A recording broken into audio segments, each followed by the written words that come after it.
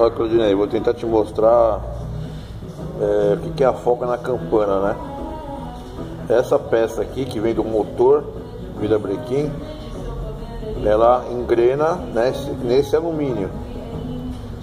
Entre essa e essa peça existem os coxins para aliviar o impacto na hora que você vai acelerar a moto, certo? Aí tem um movimento daqui para cá, só que é um movimento pequeno, amortecido pelos coxins.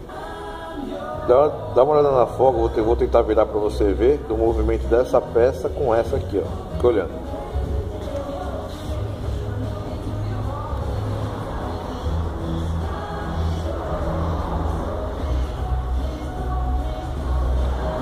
Dá para você ver, ó,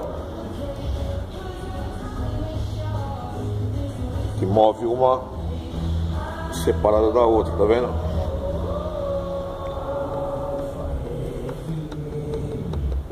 Dá pra escutar o barulho, ó?